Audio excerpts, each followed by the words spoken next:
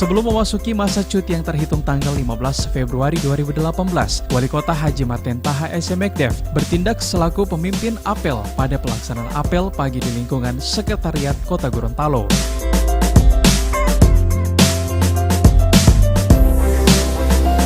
Pelaksanaan cuti ini terkait dengan keikutsertaan Haji Marten Taha S.M.Ekdev untuk mengikuti pemilihan Kepala Daerah Kota Gorontalo dengan masa cuti selama 4 bulan, terhitung tanggal 15 Februari 2018 hingga 23 Juni 2018.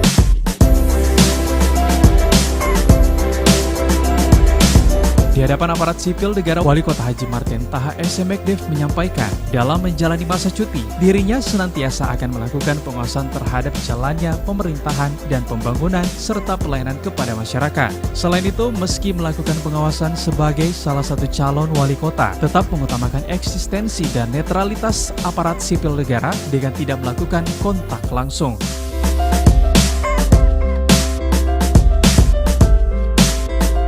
Sementara itu, untuk menjalankan pemerintahan, maka Wakil Wali Kota Gorontalo Dr. Charles Budidoku menjadi pelaksana tugas Wali Kota Gorontalo sehingga kedepannya seluruh kegiatan pemerintahan dan pembangunan dijalankan sesuai dengan prosedur dan peraturan yang berlaku.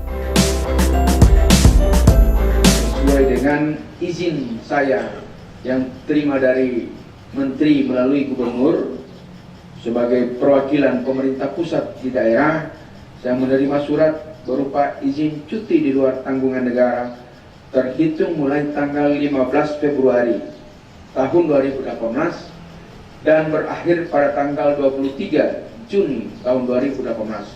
Jadi kurang lebih 4 bulan 8 hari saya akan meninggalkan tugas sementara cuti dan melepaskan berbagai atribut sebagai pejabat negara. Atribut dalam arti fasilitas yang diberikan oleh negara kepada saya. Tetapi jabatan tetap melekat karena ini cuti, bukan meletakkan jabatan atau bukan non-aktif.